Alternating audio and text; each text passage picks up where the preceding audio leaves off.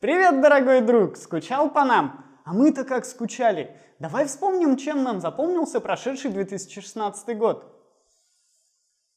Да, крутой был год. А теперь о серьезном. Чем же он нам запомнился в плане науки? О чем будут говорить историки в 22 веке?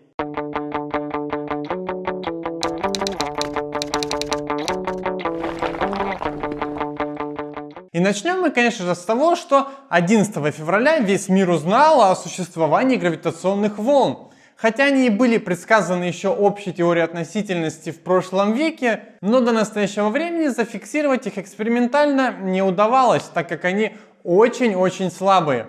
Кстати, формально открытие гравитационных волн можно приписать к позапрошлому 2015 году, так как именно тогда они были зафиксированы на детекторах. Однако большое количество исходных данных и горящие путевки к морю сделали свое дело. Открытие задержалось на полгода. Но не беда, зато теперь мы точно знаем, что колебания пространства-времени, вызванные слиянием двух черных дыр, это и есть гравитационные волны. Только теперь ученым осталось придумать, как использовать эти волны в своих целях. Кстати, если вы забыли, что такое гравитационные волны и с чем их едят, то в описании будет ссылочка на наш ролик, где мы все подробно рассказываем. Посмотри обязательно. Другим важным достижением в области физики является подтверждение работоспособности двигателя M-Drive. Самое интересное тут то, что даже сами ученые как-то плохо себе представляют, а почему этот двигатель, собственно, работает. Однако тот факт, что этот двигатель создает в вакууме тягу в 1,2 милиньютона на киловатт и уже был опробован в космосе, придется признать всем скептикам и хейтерам этого устройства. Для тех, кто забыл, то двигатель M-Drive это вот такое вот медное ведро. И мы тоже про него рассказывали в одном из наших выпусков, ссылка будет в описании. Вся фишка в том, что этот двигатель создает тягу, но не создает обратной силы. То есть у него ничего не испускается в противоположном направлении. И это явно плохая новость для всех любителей спиливать глушители на своих авто. Потому что такому двигателю выхлопная система не нужна в принципе. А теперь перейдем к астрономии. И тут целых 3 важных открытия. Во-первых, в системе ближайшей к нам звезды Проксима Центавра нашли небесное тело Проксима Б, которое очень похоже на Землю и, кроме того, находится в обитаемой зоне. То есть, если ученые найдут там еще магнитное поле, плотную атмосферу и жидкую воду, то можно смело паковать чемоданы, ведь мы по-любому отправимся туда с колонизацией.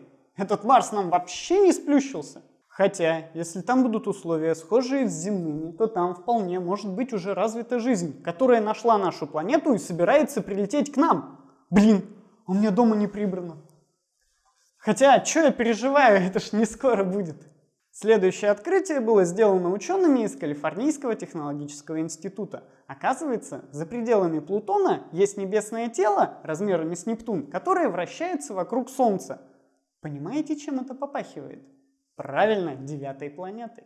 Но говорить о ней пока что-то рано, ведь ее существование было показано только из анализа гравитационного взаимодействия с другими небесными телами, и в телескоп ее никто не видел. Однако ученые обещают исправить этот недочет и уже зарезервировали время в японской обсерватории на Гавайях.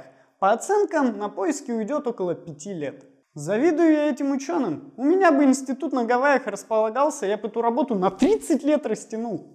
И последнее открытие носит весьма таинственный характер. Ученые обнаружили уже 2-ю звезду, которая мерцает без особой периодичности. Причем мерцание новой находки колеблется настолько сильно, что можно объяснить только наличием около звезды объекта размером с саму звезду. Даже есть предположение, что это могут быть астроинженерные сооружения, которые построили инопланетяне. Но 2017 год должен внести ясность в этот вопрос.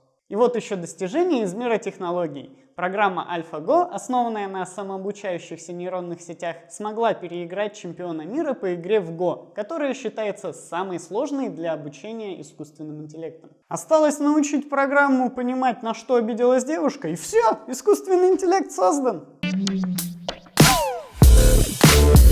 И напоследок перейдем к новостям биологии и медицины. В апреле прошлого года появился на свет первый ребенок, зачатый с участием сразу 3 человек. Если быть совсем точным, то от 3-го родителя ему досталась только митохондриальная ДНК.